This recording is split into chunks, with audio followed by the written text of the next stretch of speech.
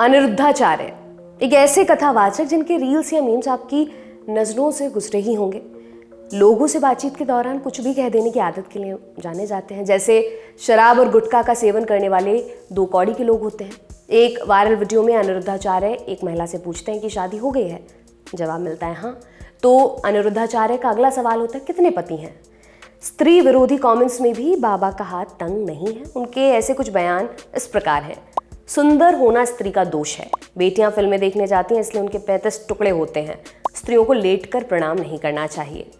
एक media report के मुताबिक कथावाचक अनिरुद्धाचार्य देश के सबसे महंगे कथावाचकों में से एक हैं।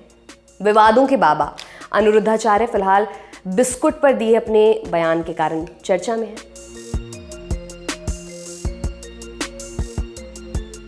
पहले तो आपको बता देते हैं कि कौन है अनिरुद्धाचार्य। सोशल मीडिया पर वायरल अनिरुद्धाचार्य का एक यूट्यूब चैनल है। इसी चैनल पर उनके परिचय के लिए एक वीडियो है। इसके अनुसार इनका जन्म 27 सितंबर 1989 को हुआ मध्य प्रदेश के जबलपुर शहर से 9 किलोमीटर दूर रेवज गांव में।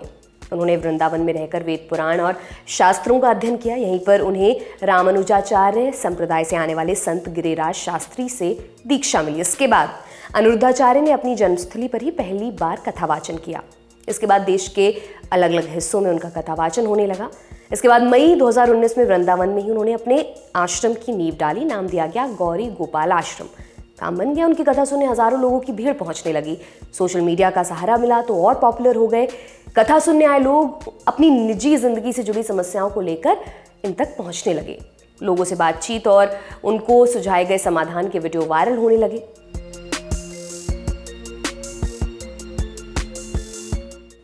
बिस्कुट पर क्या विवाद हुआ वो आपको बता देते हैं। अनिरुद्धाचार्य ने बिस्कुट को जहरीला बता दिया। उन्होंने कहा आप ज्यादा खाते हैं बिस्कुट। बिस्कुट का मतलब क्या है? विष का कीट। विष मतलब जहर की किट। इसमें जहर कूट के भरा हो। आप लोग चाय और बिस्कुट खूब खाते हैं। बिस्कुट में मैदा और शक्कर के अलावा और क्या है?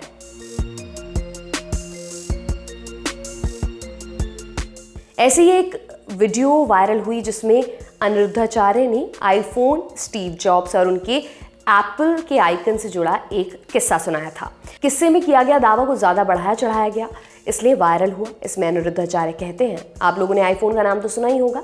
आईफोन सबसे बड़ा ब्रांड है। आईफोन के जितने भी प्रोडक्ट्स होते हैं उन पर कटा हुआ सेब बना होता है। ये कहाँ से आया आपको पता है?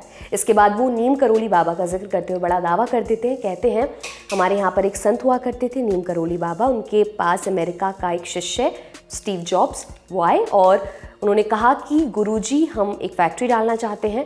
उस फैक्ट्री का नाम समझ नहीं आ रहा। नीम करोली बाबा के पास एक सेब रखा हुआ था।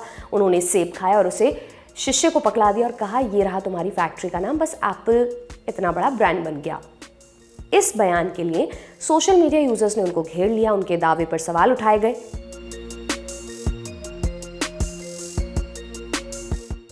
अनिरुद्धाचार्य के महिलाओं के बारे में भी कई ऐसे बयान हैं जो आपत्तिजनक हैं। अक्टूबर 2022 में उनके ऐसे ही एक बयान पर खूब बवाल हुआ। उन्होंने अपनी एक सभा में कहा स्त्री का सुंदर होना गुण नहीं है। स्त्री का जरूरत से ज्यादा सुंदर होना दोष है।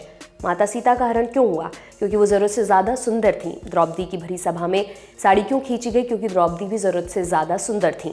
उन्होंने आगे कहा कि सीता सुंदर थी इसलिए रावण के मन में वासना जागी और उसने उनका अपहरण किया था। बयान विवादास्पद तो था ही, अपमानजनक और गलत अवधारणा पेश करने वाला भी था। लिहाजा लोगों ने इस पर सवाल उठाए। हिंदी कवि कुमार विश्वास ने इस पर अपनी प्रतिक्रिया दी। उन्होंने लिखा यानी माता सीता के हरण दुशासन द्वारा याज्ञसेनी के चीरहरण के लिए वे पापी नहीं, हमारी माताएं दोषी थीं। कैसी प्रचंड मूर्खता है। पर समस्या ये है कि हमारे तथाकथित धर्म संस्कृति रक्षक भी इस पर कुछ नहीं बोलेंगे क्योंकि उनकी भावनाएं भी बस अपने विपक्षी राजनीतिक खेमों पर ही आहत होती हैं।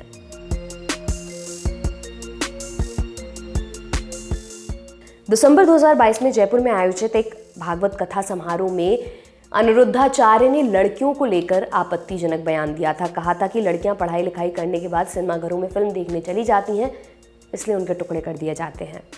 उनका बयान कुछ इस तरह था। पहले बेटियां पढ़ने लिखने की बात कहकर घर से निकलती हैं और फिल्म देखने और पॉपकॉर्न खाने चली जाती हैं। फिर एक दिन बिना बताए घर से ही चली जाती हैं।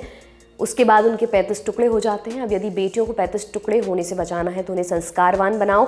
बच्चे पैदा करना बड़ी बात नहीं है। बच्चे तो जानवर भी पैदा कर लेते हैं। बड़ी बात होती है उन्हें संस्कार देना।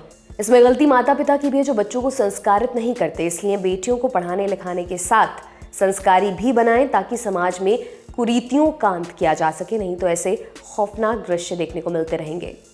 बयान पर बवाल मचा तो अनिरुद्धाचार्य को माफी मांगनी पड़ी, लेकिन मामला फिर भी नहीं थमा।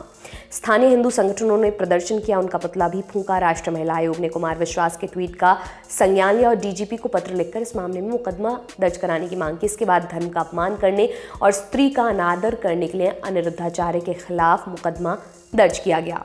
करीब 1 साल पहले अनिरुद्धाचार्य के यूट्यूब चैनल पर एक वीडियो अपलोड हुआ। इसमें एक महिला ने उनसे पूछा कि मंदिरों में पुरुषों को साष्टांग प्रणाम यानी जमीन पर लेटकर प्रणाम करने का अधिकार है, महिलाओं को ऐसा नहीं करने दिया जाता। महिला ने उनसे इसका कारण पूछा। अनिरुद्धाचार्य ने इसका जवाब कुछ इस तरह दिया। पहले बात तो ये है कि ये मर्यादित नहीं लगता, आप लेट जाएं तो ये मर्यादा नहीं है। स्त्रियों के जो स्तन होते हैं वो धरती से टच नहीं होने चाहिए। धरती माँ एक माँ है और वो ये भार सहन नहीं कर पाती है। मैंने बचपन से सुना है, ऐसी मान्यता है। अब कोई कहेगा कि कितना भार है, लेकिन फिर भी ये बात जो मैंने सुनी है वो आपको सुनाई है। पुरुष भी जब साष्टांग प्रणाम करते हैं तो उन्हें इस बात का ध्यान रखना चाहिए कि उनके कमर का हिस्सा ज़मीन से उठा हुआ हो।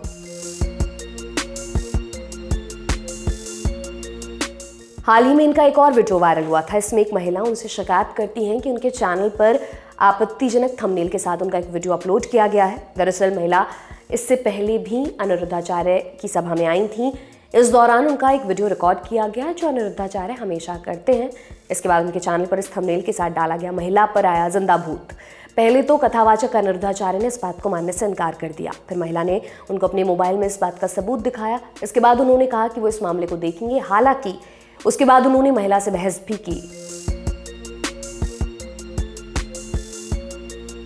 करीब 1 साल पहले इनके कथित शास्त्र ज्ञान से जुड़ा एक वीडियो काफी चर्चा में रहा। इस वीडियो में एक व्यक्ति अनिरुद्धाचार्य को बुरी तरह डांट रहे हैं। डांटने वाले व्यक्ति को अनिरुद्धाचार्य गुरुजी कह रहे हैं।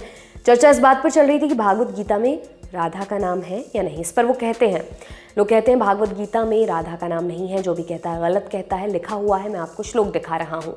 इसके बाद वो राधा शब्द बोलते हैं और आश्वस्त होते हैं कि उन्होंने अपनी बात साबित कर दी। तभी बगल में बैठे उनके गुरुजी उनके सामने से माइक खींच लेते हैं और उससे में कहते हैं, ऐसा है कि आप नाश मत कीजिए, गलत है, अर्थ का अनर्थ मत कीजिए। अनिरुद्धाचार्य उनका हाथ पकड़ के रोकते हैं और गुरुजी कहने लगते हैं। कोई संतोषजनक जवाब देने के बजाय अनिरुद्धाचार्य बस इतना ही कह पाते हैं कि वो गुरुजी के दास हैं। हालांकि इसके बाद भी गुरुजी का गुस्सा शांत नहीं होता और वो उनको कुछ देर तक डांटते रहते हैं। तो अनिरुद्धाचार्य के ऐसे विवादास्पद बयानों की फहरिस्त लंबी है। आप इन पर क्या सोचते हैं हमें कमेंट सेक्शन में बताएं। ये तमाम जानकारी आपके लिए लेकर आए थे हमारे साथी रवि सुमन। मेरा नाम दिव्यांशी सुमराव है। आप देखते रहिए दी ललन टॉप। बहुत बहुत शुक्रिया।